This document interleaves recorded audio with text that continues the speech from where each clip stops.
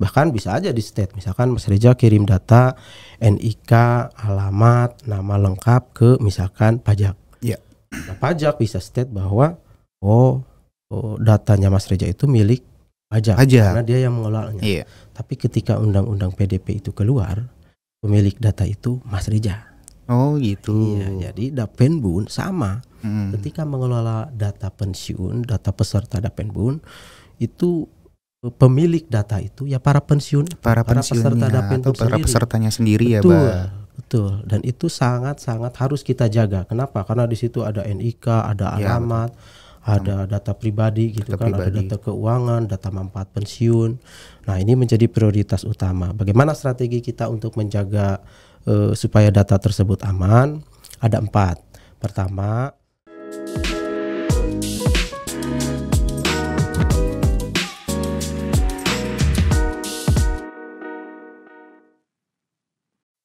para pemirsa Dapenbun Podcast, si kumkum bakar carutu. Cakep. Assalamualaikum wabarakatuh. Waalaikumsalam warahmatullahi wabarakatuh. Selamat datang di acara Dapenbun Podcast bersama saya Muhammad Reza Dermawan dari bidang TI. Di tema kali ini kami akan membahas tentang layanan digital Dapenbun lebih aman, lebih mudah, dan lebih digital. Tentunya saya di sini tidak sendiri. Yang pasti saya di sini ditemani oleh seseorang dari bidang TI juga. Ya, langsung saja kita sambut Bapak Muflih Sobirin. Apa kabar Pak Muflih Sobirin? Alhamdulillah. Gimana? Boleh perkenalkan diri dulu Pak Muflih Sobirin? Tumben-tumbenan manggilnya bapaknya. Wah, saya itu dia Pak. Saya juga belum tahu nih. Biasanya manggilnya apa sih Pak? Biasa kan saya dipanggil Abah ya. Oh karena gitu. udah tua ini banyak uban jadi ya dipanggilnya Abah lah. Oh. Lebih familiar panggilnya Abah ya. Siap Bah. Berarti Abah aja nih kita panggilannya nih. Ya. Baik, Bah. Di sini kita dikasih kesempatan nih Bah buat menjelaskan dari tema ini tentang layanan digital Dapenbun lebih aman, lebih mudah, dan lebih digital. Ada beberapa pertanyaan sini Bah yang akan kita bahas di podcast kali ini. Siap. Semoga kita bisa dilancarkan lah Bah ya untuk acara podcast ini. Jujur ini pengalaman pertama ya. Oh gitu. Iya. Apalagi saya Bah. Iya. Saya juga baru pertama kali ini. Bisa duduk di kursi panas ini luar biasa sebenarnya. Panas banget sih emang ini. Ini kayaknya hanya orang-orang khusus yang bisa duduk di sini. Betul Bah. Aduh. Kita bayar berapa sih bisa duduk di sini? Nah itu dia tuh Bah. Kita dibayar berapa sih ini? Bukan dibayar, kita bayar berapa? Oh kita bayar berapa nih? Boleh. Oke. Baik Bah. Jadi lanjut ke pertanyaan nih Bah. Siap. Langsung pertanyaan nih. Langsung aja kali Bah ya ke pertanyaannya Bah ya. Oke. Silakan. Oh iya Bah, sebelum ke pertanyaan saya juga mau tanya nih Bah. Abah itu di bidang TI itu sebagai apa sih Bah ya? Oke, saya itu di bidang TI di urusan pemeliharaan. Lebih banyak ngurusin infrastruktur, security, server dan lain sebagainya. Wow. Ya. Perannya sangat penting juga sih Bah sebenarnya Bah ya. Dibantu Mas Reza sebenarnya. Oh gitu. Kalau nggak ada Mas Reza udah selesai kayaknya. Enggak Bah, kita bisa bekerja bersama lah Bah. Siap. Insya Allah. Oke Bah, untuk pertanyaan pertama nih Bah. Siap. Bagaimana sih Bah peran TI itu dalam mendukung transformasi digital di Dapenbun? Ini pertanyaan udah berat aja nih langsung. Ini yang bikin pertanyaan Mas Reza atau tim podcast ini? Sebenarnya dari tim podcast juga sih ini. Baik, kalau ditanya peran TI bagi transformasi Dapenbun sebetulnya sangat-sangat penting ya. Kenapa sangat penting? Karena begini, TI itu menjadi pondasi awal dan itu sangat-sangat fundamental Kenapa sangat fundamental? Kenapa sangat penting? Karena dengan TI kita Dapenbun bisa menciptakan layanan lebih cepat, lebih transparan, dan lebih mudah diakses oleh peserta Dapenbun. Jadi dengan transformasi Dapenbun menuju Dapenbun yang digital, peran TI ini menjadi sangat-sangat vital dan itu sangat-sangat penting gitu. Saya ada cerita begini, Mas Rija. Ya, apa itu, Bah? Nah, gini. Ini pengalaman saya ketika dulu saya di kantor pelayanan. Kalau dulu namanya kantor perwakilan atau kantor cabang. Kantor cabang, betul, Pak. Jadi boleh itu, Pak, ya, tuh. benar. Jadi dulu ini ada hubungannya dengan transformasi digital ya. Jadi dulu saya itu disuruh oleh atasan, namanya Pak Eman Sulaiman. Nah, mudah-mudahan Pak Eman kalau nonton nih, semoga Pak Eman sehat ya. Insya Allah sehat ya, Pak. Jadi saya itu disuruh oleh atasan untuk mendistribusikan yang namanya formulir surat keterangan diri, atestasi Devita. Atestasi Devita. Saya aja tahu arti atestasi Devita.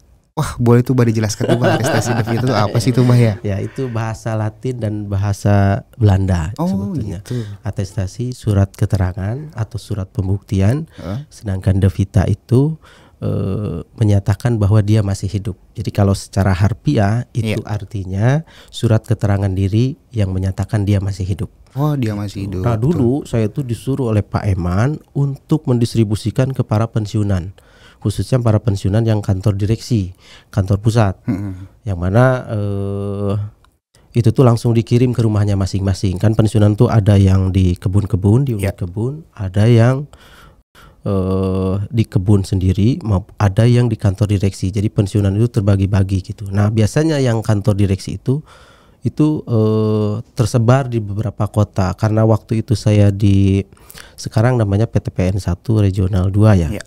Nah, kalau dulu namanya PTPN 8. Nah, PTPN 8 itu gabungan dari PTPN 11, 12, 13. Nah, itu pensiunannya banyak tersebar tuh di wilayah Jawa Barat, khususnya wilayah Jawa Barat dan Banten. Nah, waktu itu saya ingat dulu disuruh untuk sebarkan atestasi Devita, tentu saja harus dikirim kan. Yang namanya dikirim ke rumah-rumah harus pakai apa? Perangko. Oh, masih pakai perangko tuh, Pak, ya? Lewat perangko itu. Lewat perangko. Otomatis kan ada kos di situ. Ya, betul. Ada biaya. Ya. Yang mana biaya itu tidak sedikit karena ngirim ke para pensiunan yang lumayan banyak kan waktu itu. Iya. Saya ingat waktu itu sampai ratusan lah, sehingga biaya yang dikeluarkan cukup lumayan. Nah, setelah terdistribusi itu sampaikan ke pensiunan. Ketika sampai ke pensiunan, apa yang dilakukan pensiunan? Tanda tangan surat keterangan diri itu. Nah, setelah ditanda tangan cukup? Tidak. Itu harus divalidasi oleh pemerintahan setempat. Apa? RT, RW, bahkan ada juga yang sampai ke kelurahan. Itu. Jadi si formulir surat keterangan diri atau atestasi Devita ini tuh harus ditandatangani oleh ketua RT atau ketua RW atau petugas desa gitu, supaya benar-benar menunjukkan bahwa pensiunan ini masih hidup.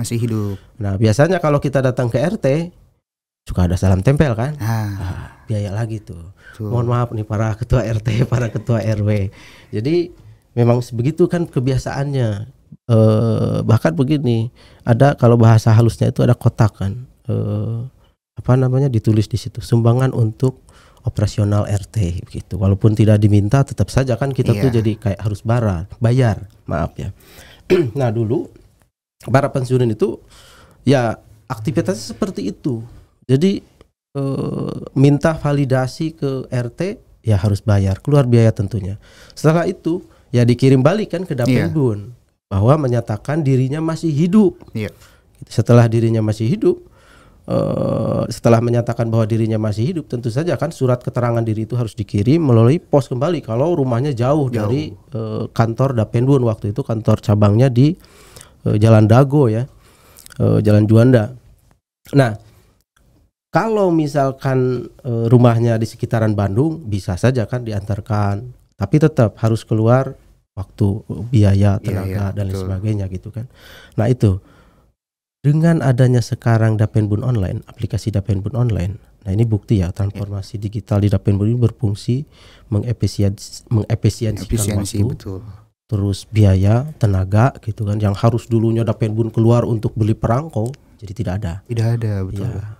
Oh, pensiunan harus keluar bayar ketua RT menjadi tidak ada juga.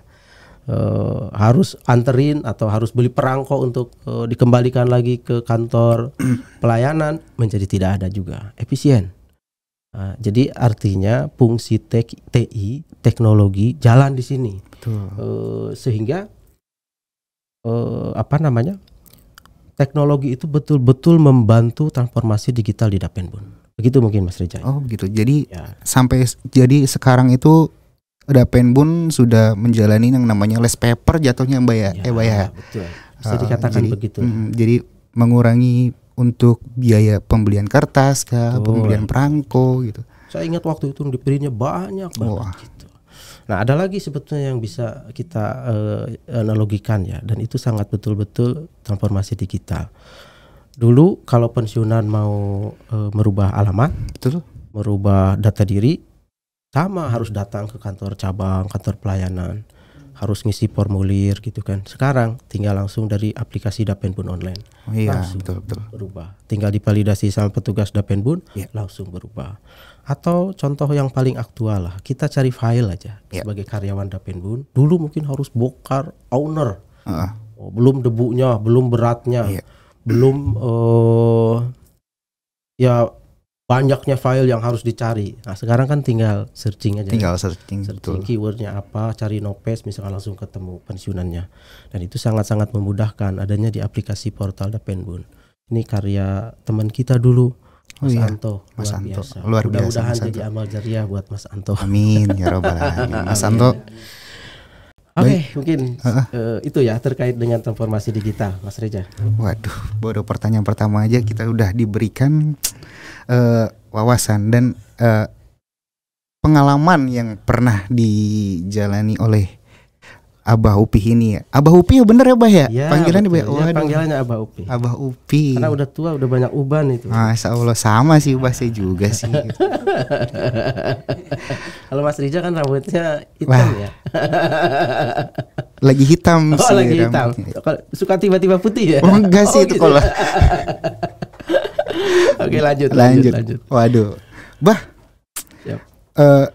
Terima kasih loh Bah pengalaman dan ceritanya nih. Baru pertanyaan pertama nih udah dikasih wah luar biasa banget ya pengalamannya gitu kan, yang dari dulunya Abah berarti pertama kalinya dulu dari cabang Abah ya? Ya dari cabang di Bandung ya. Bandung ya. Dulu cabang PTPN 8, cuman sekarang kan rubah jadi kantor pelayanan 9. Ya betul, kantor pelayanan 9. Baik Bah, makasih. Kita lanjut ke pertanyaan kedua. Oke.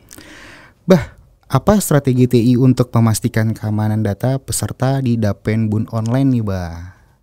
Oke. Bisa ceritakan Bah terkait dengan keamanan data peserta di Dapenbun online ini? Tentu saja nih, ini penting, sangat-sangat penting. Kenapa menjaga data itu menjadi prioritas utama di Dapenbun? Ya. Karena data itu kan sekarang ada undang-undang PDP betul. Perlindungan data pribadi. Nah, kita harus mengacu ke situ. Iya. Dulu pemilik data itu suka nggak jelas siapa pemilik data itu. Iya, pemilik data sih? Itu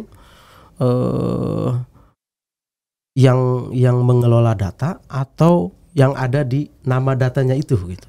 Sebelum ada keluar undang-undang PDP nggak jelas pemilik data itu. Bahkan bisa aja di state, misalkan Mas Reza kirim data NIK, alamat, nama lengkap ke misalkan pajak. Ya. Nah, pajak bisa state bahwa datanya Mas Reza itu milik pajak karena dia yang mengelolanya. Iya. Tapi ketika undang-undang PDP itu keluar, pemilik data itu Mas Reza. Oh gitu. Iya, jadi Dapenbun sama. Ketika mengelola data pensiun, data peserta Dapenbun, itu pemilik data itu ya para pensiun, para peserta Dapenbun para pesertanya sendiri. Betul, ya, Bah. Betul. Dan itu sangat-sangat harus kita jaga. Kenapa? Karena di situ ada NIK, ada alamat, ada data pribadi gitu kan, ada data keuangan, data manfaat pensiun. Nah, ini menjadi prioritas utama. Bagaimana strategi kita untuk menjaga supaya data tersebut aman? Ada 4. Pertama, ada yang namanya security dan deteksi dini. Ya. Apa itu? Nah, kita di Dapenbun sudah implementasi tuh yang namanya firewall. Firewall, betul. Kita implementasi antivirus yang mana menjaga server pun disegregasi. Iya. Tahu disegregasi? Iya, betul. Ada dibagi lagi. Segmennya dibeda-bedakan, mana front end, mana back end, mana file server, mana database, itu dibedakan. Nah, itu security di situ. Iya. Artinya Dapenbun sudah mengamankan di sisi servernya, sehingga tidak sembarang orang bisa mengakses. Dan di prosedur pun, di SOP pun sudah diatur siapa aja yang boleh akses ke database, siapa yang bisa mengedit, siapa yang bisa melihat. Itu ada aturannya untuk melihat itu. Nah, itu salah satu cara bagaimana kita mengamankan data. Lalu kemudian deteksi dini. Nah, kita ada security yang ngasih notif ya ketika ada anomali. Misalkan, kok ada hit nih dalam 1 menit, hitnya banyak banget sampai puluhan. Nah, itu kita langsung dikasih tahu, ada WA pemberitahuan ke tim TI bahwa ini ada sesuatu nih, suatu hal yang anomali, misalkan transaksi masuk, transaksi keluar, yang mana dicurigai bahwa ini tuh nggak normal. Nah, itu langsung ada notifikasi ke monitoring kita yang 24 jam itu. Lalu kemudian kita juga diaudit rutin. Iya. Ada audit internal, ada audit eksternal. Eksternal, betul. Nah, audit internal dan eksternal ini wajib loh. Iya. Wajib hukumnya, bukan sunnah lagi. Iya, wajib. Wajib. Betul, 1 tahun sekali. 1 tahun sekali. 1 tahun sekali wajib kita diaudit oleh audit internal maupun audit eksternal. Yang mana ini tuh menjadi kayak pengendalian lah supaya IT itu tetap pada track yang lurus sesuai dengan pedoman, sesuai dengan prosedur, sesuai dengan aturan yang berlaku. Gitu. Jadi apa-apa yang kita lakukan ini sudah sesuai dengan aturan yang ada, dengan prosedur yang ada, nggak salah lagi gitu.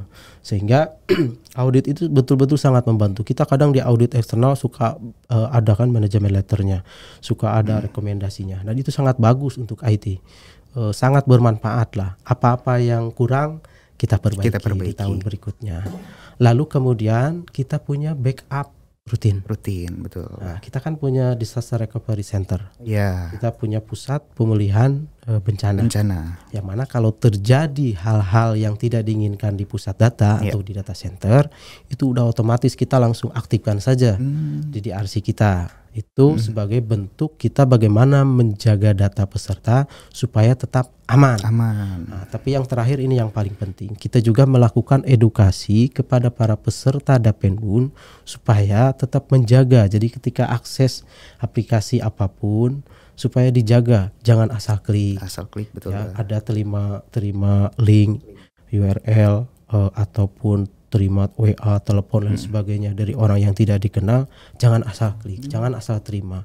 Isinya bisa penipuan, isinya bisa merugikan kita, bisa jadi rekening hilang gitu kan, uangnya hilang, bukan rekeningnya, uangnya habis gitu kan. Artinya hal-hal seperti itu kita selalu edukasi. Ada namanya kita sosialisasi sistem informasi, keamanan sistem informasi rutin kita lakukan supaya tidak sembarangan akses wifi publik, kemudian tidak asal memberikan username serta kredensialnya atau pinnya.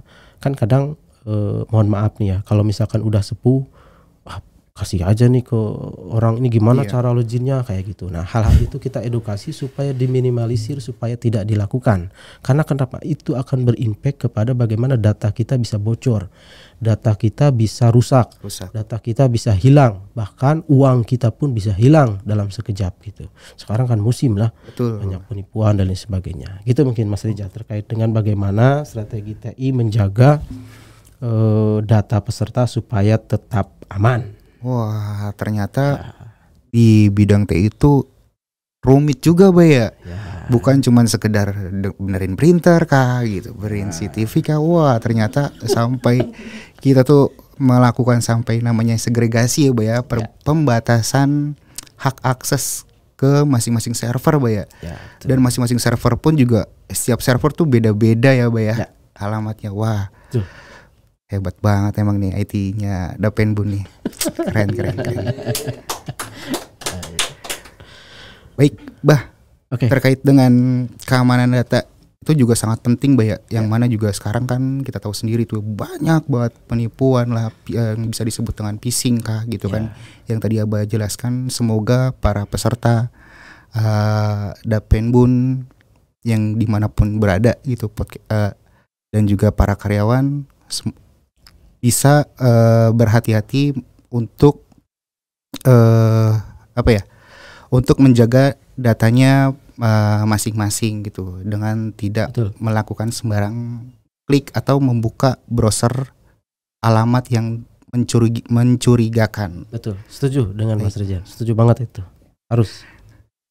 Baik Bah, waduh, ada lagi aja nih pertanyaannya, kayaknya makin panjang nih. Makin panjang ya. Target berapa menit kita ini buat Iya nih. Pak produser kita dikasih berapa menit ya? Wah. Kayaknya sambil seruput enak kali Bah ya. Boleh itu. Boleh. Kita juga disediain nih Bah. Apa nih ya disediainnya nih ya? Wah. Coba kita tes dulu lah. Para pemirsa, izin untuk sampai susah nih Bah bukanya. Aduh, susah ya. Wah. Mantap ya. Cappuccino-nya gak ada lawan. Dari mana ini ya? Waduh, pokoknya kalau udah cappuccino ini mah udah gak ada lawan nih Bah. Sip. Ternyata dari di Agro Fine Coffee. Apa minum apa Bah? Americano. Wah, itu juga kayaknya tuh gimana rasanya Bah untuk Americano-nya Bah? Mantap ini, tanpa gula.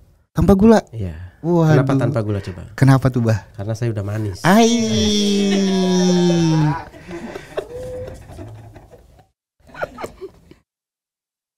Baik Bah, kita lanjut ke pertanyaan Abah Ufi. Siap. Sejauh mana nih Dapenbun mengikuti regulasi terkait keamanan data digital? Oke, terkait dengan regulasi ya, artinya kepatuhan kita kepada aturan-aturan yang berlaku khususnya di Indonesia. Dapenbun kami lihat sudah patuh ya. Kita kan kalau terkait dengan keamanan data itu ada kita undang-undang ITE ya. Ya. Undang-undang ITE, lalu kemudian yang tadi undang-undang pelindungan data pribadi. Lalu kita juga Dapenbun ikut aturan regulator kita POJK. Ada betul. POJK nomor 4 tahun 2021 itu yang memang ada keterkaitan dengan TI. MRTI itu. Penerapan manajemen risiko. Penggunaan teknologi informasi. Nah, kita udah menerapkan aturan-aturan memang sudah digariskan untuk kita gitu. Saya ada pengalaman begini terkait dengan MRTI ya. Dulu OJK itu pernah masuk ke kita kan ke Dapenbun, dan saya ditanya oleh salah satu auditornya, Bang Upli katanya. Di MRTI itu ada salah satu aturan poinnya begini. Jadi LJKNB artinya ya kita lah Dapenbun yang asetnya di atas 1 triliun itu harus mempunyai yang namanya pusat data dan pusat pemulihan bencana. Artinya punya data center, punya disaster recovery center. Nah, waktu itu, gimana nih Dapenbun? Nanya, waduh, ini kesempatan yang bagus ini. Kenapa? Saya percaya diri sekali dengan Dapenbun kita ini. Kenapa? Dapenbun sejak tahun 2013 ya, itu sudah mempunyai data center sendiri. Itu saya ingat masih di kantor Hayam Buruk ya. Jadi 2012 mulai pengadaan barang, dan waktu itu mulai asal mulanya Sisporbun ya. Kita masih develop Sisporbun oleh vendor. Nah, kita udah mulai bangun tuh yang namanya data center sendiri. Sehingga sejak tahun 2013 itu kita sudah punya pusat data sendiri. Lalu di tahun 2019, pengadaannya tahun 2018, kita sudah punya dan implementasi disaster recovery center. Gitu, pusat pemulihan bencana. Nah, yang kedua itu kan artinya dua ini yang tadi diatur di MRTI. Betul. Harus ada, wajib gitu, harus yang asetnya di atas 1 triliun harus punya pusat data dan pusat pemulihan bencana. Oh ini Pak, kita udah ada nih. Bahkan 2019 kita kan pertama melakukan simulasi DR tuh. DR. Ya, kegiatan simulasi DR. Nah, saya tunjukkan berita acaranya. Wah, ini Dapenbun sudah selangkah lebih maju nih. Aturan baru keluar tahun 2000, kalau nggak salah tahun 2021 atau berapa gitu ya, MRT itu. Koreksi kalau saya salah nanti ya. Itu kita 2013 sudah punya pusat data, 2019 kita sudah punya pusat pemulihan bencana. Artinya kita Dapenbun sudah selangkah lebih maju. Nah, itulah salah satu bentuk kepatuhan kita terhadap aturan atau perundang-undangan yang ada di Indonesia gitu. Dan saya percaya diri, artinya Dapenbun sudah patuh lah terhadap undang-undang yang ada di Indonesia. Mungkin itu Mas Reza. Oh gitu. Oh iya Bah. Sebelumnya juga pernah dijelaskan juga tuh Bah ya, sama kepala bidang kita juga ya, Pak Haryanto, tentang disaster recovery juga ya, atau DRP ya gitu. Nah kalau boleh tahu tuh kita tuh udah tahun ini kita udah jalanin DRP belum sih Bah ya? Oke, disaster recovery planning ya. Iya betul Bah. Artinya tahun 2025 kita sebetulnya sudah menjalankan disaster recovery, simulasi maksudnya. Ya, simulasi. Nah, simulasi disaster recovery plan. Kita sudah melakukan itu di bulan September. Bulan September kita sudah lakukan, dan alhamdulillah kegiatannya berjalan lancar. Alhamdulillah. Saya masih ingat waktu itu Dirut kasih challenge supaya simulasi DR tahun ini tuh tidak melakukan dulu yang namanya prasimulasi. Oh gitu. Ya. Waduh, berat kita juga semua tuh kaget ya. itu.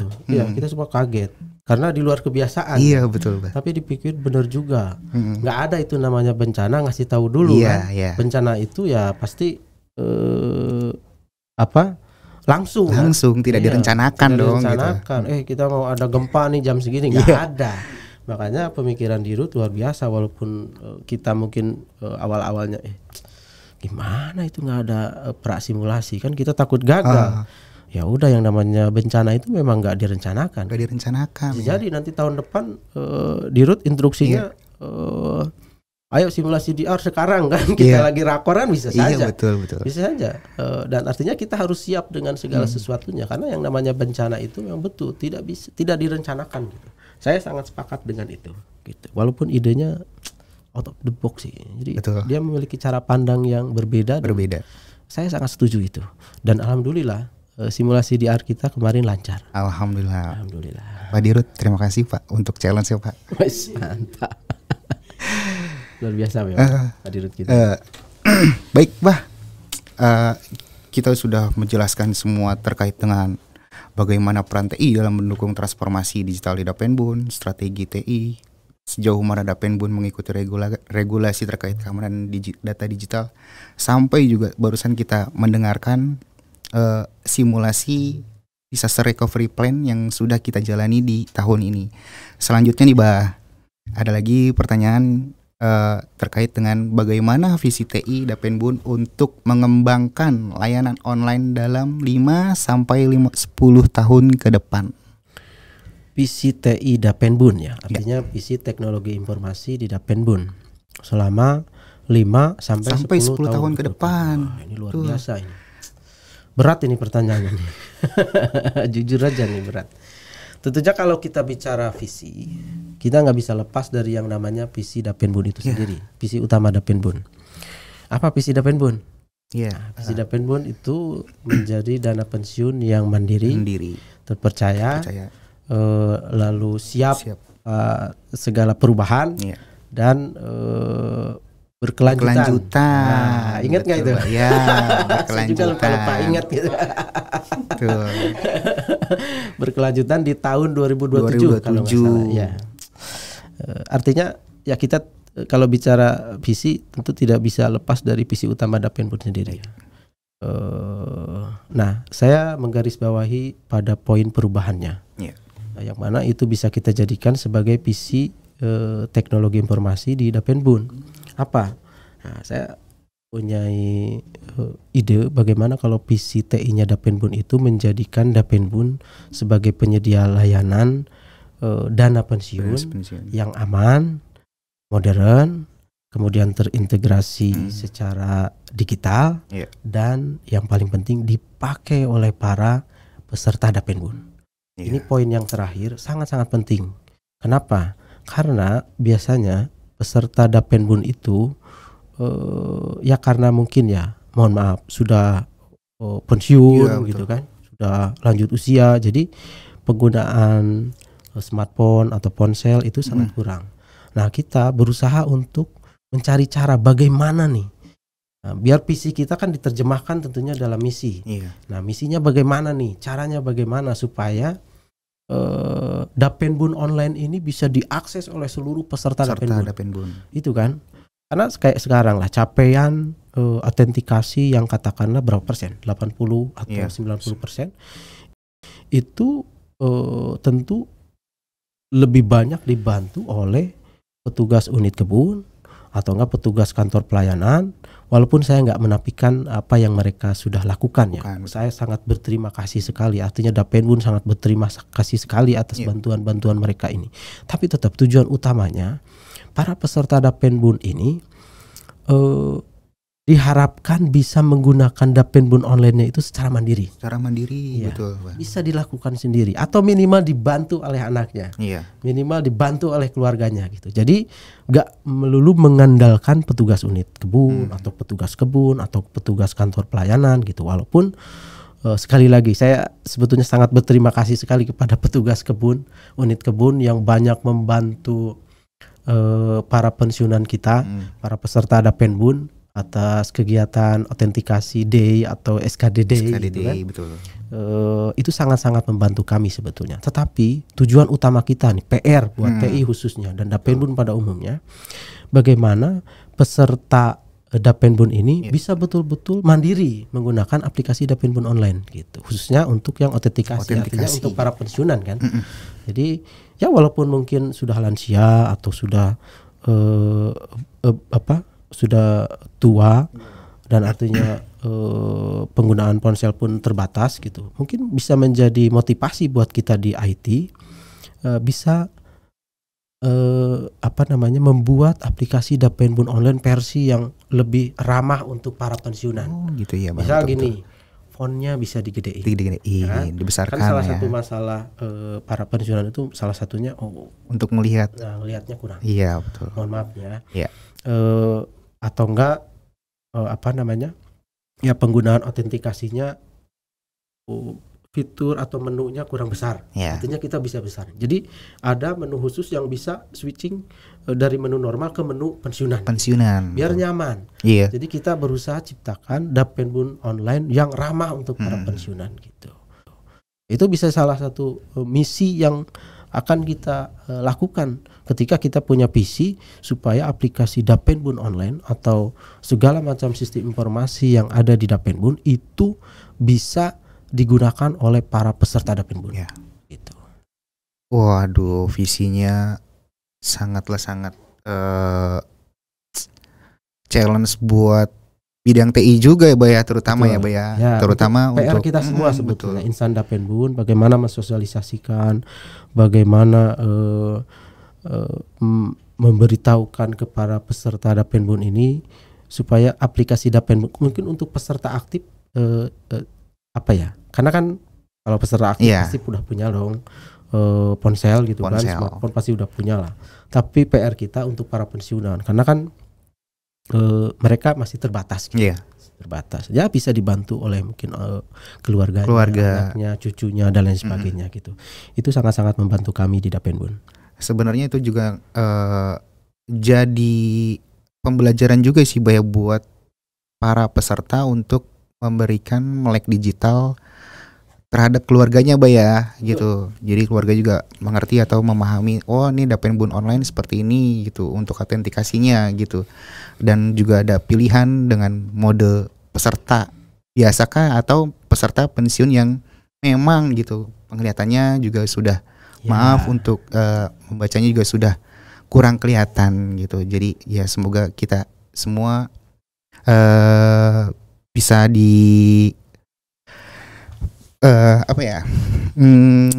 bisa dilancarkan lah untuk ke depannya gitu. Betul. Baik, Bah. Terkait itu saya juga ada data statistik nih. Siap. Boleh tuh, Bah. Jadi gini. Ini terkait penggunaan ponsel ya. Artinya mungkin ini kayak dulu kita waktu merubah proses pembayaran manfaat pensiun dari tunai ke rekening itu kan wah luar biasa itu tantangannya. Luar biasa. Begitupun ketika merubah surat keterangan diri atau atestasi depita ke foto diri. Oh, nanti susah, nggak semua orang punya ponsel, itu tantangannya luar biasa gitu. Tapi alhamdulillah ya Dapenbun bisa melewati itu. Artinya capaian kita untuk persentase penggunaan aplikasi Dapenbun online itu makin kesini makin meningkat. Nah di sini saya punya data dari Badan Pusat Statistik BPS ya. Dalam statistik telekomunikasi Indonesia tahun 2024. Tercatat ada 68,65% penduduk memiliki telepon seluler. Nah, ini artinya kan potensi. Jadi banyak lah gitu kan. Dan ini yang poin 2 nih, menarik lagi dari data Digital Global Overview Report tahun 2025. Artinya masih hangat nih. Indonesia menjadi peringkat pertama sebagai pengguna ponsel untuk internetan ya. Terbanyak di dunia. Bayangkan. Meraih angka 98,7%. Penduduk Indonesia usia 16 tahun ke atas mengakses internet melalui ponsel. Data ini berarti kan potensi. Dan bisa jadi para peserta Dapenbun ada di dalamnya. Betul. Artinya kita nggak mengecilkan, wah susah nanti para sepuh menggunakan. Harus bisa dilakukan. Bagaimana kita mencari caranya gitu. Tinggal PR-nya itu bagaimana mencari caranya supaya misalkan ya itu tadi kita menciptakan Dapenbun online yang memang ramah untuk para pensiunan. Gitu. Dan yang keempat nggak kalah ininya. Menurut survei Asosiasi Penyelenggara Jasa Internet Indonesia atau APJI ya. Betul. Ya, tahun 2024 kelompok usia baby boomer. Kelahiran 1946, 1964, rentang usia 60 sampai 78 tahun, memiliki tingkat penetrasi internet sekitar 60,52%. Waduh, lumayan artinya banyak kan juga, baby boomer saja usia 60 sampai 78 tahun masih banyak menggunakan tingkat ponsel. penetrasi internetnya sekitar 60% lebih. Gitu. Nah ini potensi, betul. Kan. Nah ini kan data ya, artinya ya penggunaan internet itu sudah sesuatu hal yang common lah sekarang. Dan kita memang tidak menafikan bahwa Dapenbun online ini harus betul-betul kita sosialisasikan secara masif. Supaya betul-betul digunakan oleh peserta gitu. Jangan lagi dibantu oleh petugas unit kebun atau kantor pelayanan, petugas kantor pelayanan gitu. Usahakan bisa mandiri. Nah, tinggal kita cari tahu bagaimana caranya. Itu PR kita. PR kita bersama. Waduh. Lanjut, Bah. Masih ada pertanyaan nih, Bah. Waduh. Banyak banget ini pertanyaan. Ini titip-titipan. Izin saya minum dulu ya. Silakan, Bah. Diminum. Lanjut. Oh iya, Bah. Ya, nih, gimana? Kita udah hampir ke sesi terakhir nih, Bah, gitu. Hampir sepertinya masih ada ya 10 atau 20 pertanyaan lagi, Bah. Karena hampir selesai. Lanjut Mas Reja. Bah. Nah, apa harapan untuk peserta agar semakin memanfaatkan layanan digital ini nih, Bah, gitu. Terutama memanfaatkan layanan digital Dapenbun online gitu. Harapan ya. Iya. Tentu saja kalau harapan kami berharap supaya para peserta Dapenbun itu menggunakan aplikasi Dapenbun online-nya secara terus-terusan. Iya. Jadi dipakai gitu. Iya. Karena dengan dipakai itu bisa ketahuan kekurangannya apa. Nah, ketika tahu kekurangannya apa, sampaikan ke kami sehingga kami bisa menambal kekurangan tersebut, memperbaiki kekurangan tersebut. Muncul inovasi-inovasi baru itu bisa jadi karena banyak dipakai oleh para peserta Dapenbun. Iya.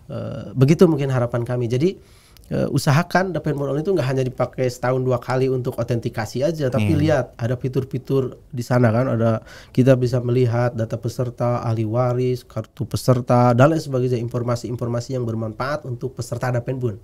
Nah, kami berharap masukan kritik yang membangun dari peserta Dapenbun ini ketika aplikasi Dapenbun online ini dipakai, ya sampaikan ke kami gitu, sehingga inovasi-inovasi untuk Dapenbun online ini bisa terus berkembang. Karena kadang begini, ketika kami membangun sistem, ketika kami merancang sistem, biasanya point of view-nya itu ya dari sisi kami, dari gitu. sisi kami, betul. Beda kalau point of view-nya itu dari para peserta Dapenbun, itu akan sangat-sangat bermanfaat gitu. Misalnya tadi, fontnya kurang gede, ini harusnya gede dikit, nggak kelihatan. Nah, artinya manfaatnya di situ gitu. Jadi pesan kami, tolong pakai gitu.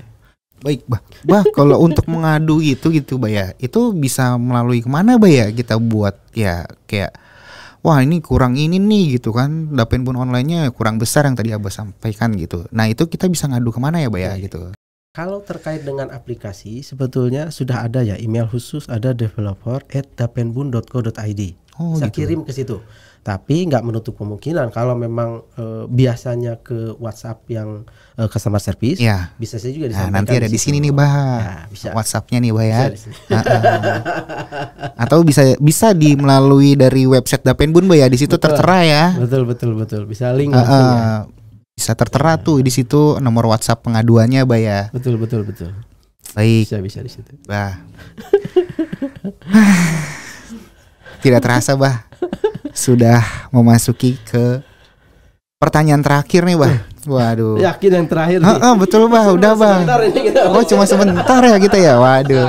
Tapi kayaknya sepertinya udah lama banget ya Bah ya kan. Perasaan baru berapa menit ini. Wah. Udah yang terakhir nih. Udah yang terakhir Bah. Titipannya sudah sampai di sini aja nih Bah gitu.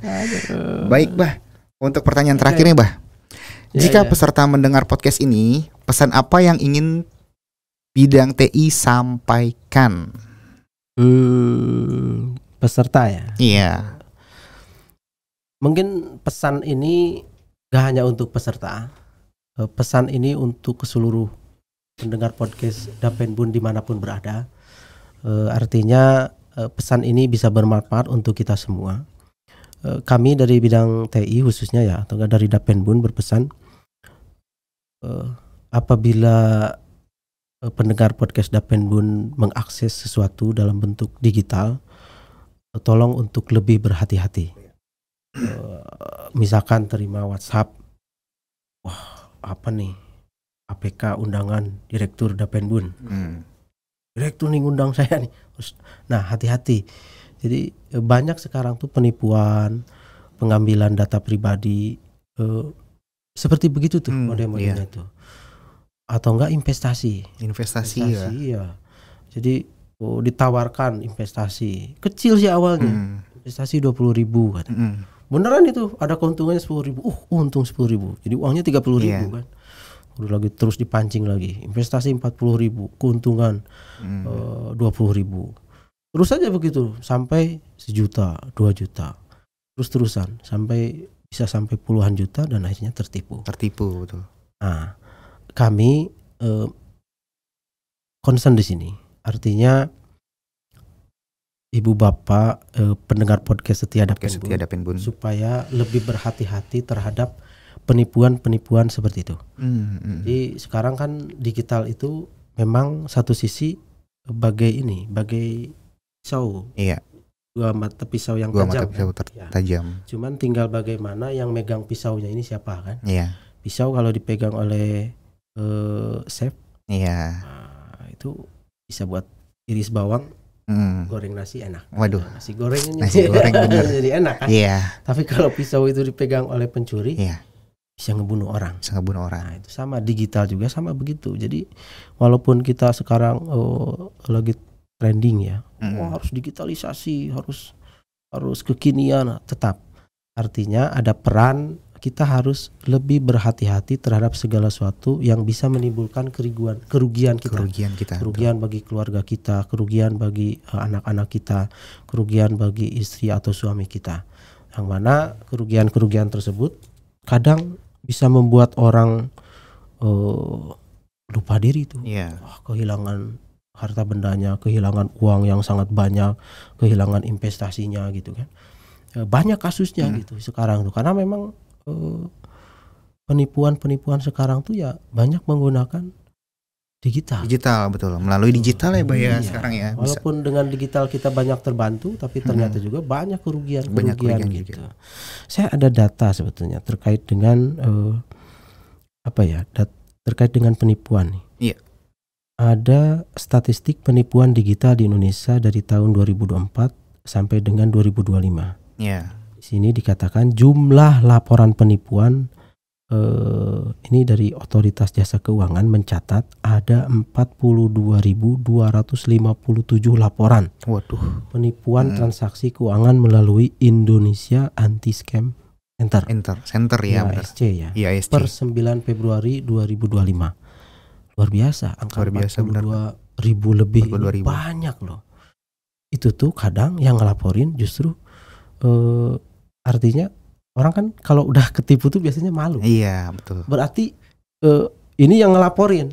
Pasti masih banyak juga yang nggak ngelaporin gitu. Angka yang ngelaporin aja udah banyak, angkanya 42.000 lebih. Tapi yang nggak ngelaporin pasti banyak juga gitu. Dan ini makanya pesan kami dari Dapenbun, hati-hati.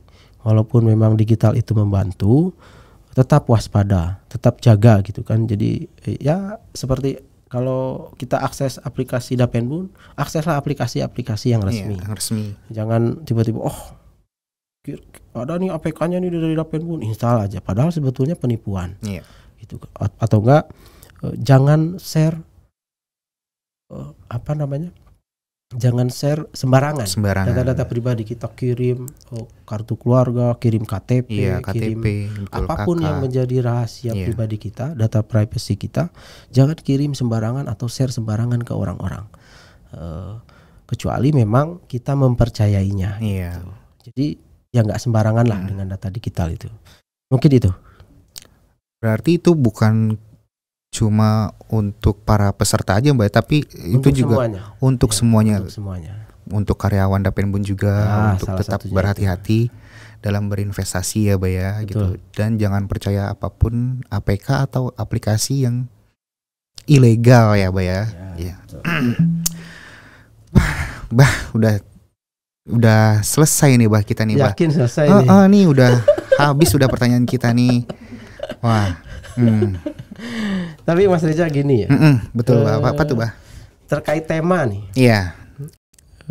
Saya sebetulnya agak kurang gimana gitu ini bikin tema ini. Lebih aman, lebih mudah, lebih digital. Lebih mudah dan lebih digital. Ya. Bagi dunia kita, cyber security, biasanya kalau lebih aman, bikin lebih mudah, lebih nyaman atau lebih tidak nyaman? Kalo biasanya ya, Mbak ya, yang udah tuh ya di sini kalau lebih aman itu malah jadi nggak nyaman. Biasanya sih. Jadi nggak mudah. Jadi nggak mudah gitu kan. Jadi temanya bagus, tapi di dunia kita, di dunia cyber security, biasanya kalau lebih aman itu biasanya akan membuat tidak nyaman. Tidak nyaman, betul. Betul nggak? Betul Pak. Analoginya begini ya. Analoginya gini, biar lebih gampang kita mencernanya ya. Nggak apa-apa kita ngobrol. Betul Pak. Kita ngobrol-ngobrol aja ini. Ya, misalnya analogikan begini. Mas Reza beliin istri tercinta cincin berlian. Aduh, mahal kali itu berlian. mahal itu tergantung. Insyaallah. Semoga bisa dibeli ya, gitu. Amin. Honornya cukup kali buat beli berlian nih. Emang ada honor ya? Gak tahu sih, ada nggak sih ini? Gitu. Belum apa-apa udah ngomong. Oh iya. Jadi misalkan siapa istrinya Mas Reza itu panggilannya? Waduh, istri saya panggilannya. Iya. Istri tersayang. Oh, istri tersayang. Iya. Ini manggilnya istri tersayang. Iya, gitu. Istri tersayang. Oh iya. Masya Allah. Yakin panggilannya istri tersayang ya. Jadi manggilnya istri tersayang, istri tersayang gitu. Istri tersayang. Oke, misalkan Mas Reja beliin cincin berlian istri tersayang, harganya puluhan juta. Amin, mudah-mudahan lah bisa kebeli. Kan mungkin bisa menyentuh ratusan juta. Iya. Mahal kan? Mahal. Dan itu pasti cincin berliannya itu bernilai. Iya.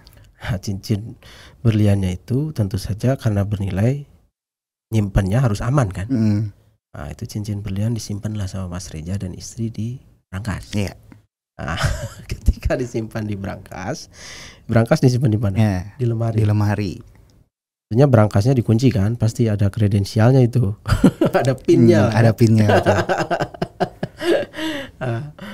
Lalu si brankasnya itu disimpan di lemari. Tentunya lemarinya dikunci juga kan? Iya. Nah, lemarinya disimpan di mana? Di kamar kan? Kamar. Kunci lemari itu disimpan di mana? Bisa saja disimpannya di bawah kasur misalnya, biar lebih aman kan?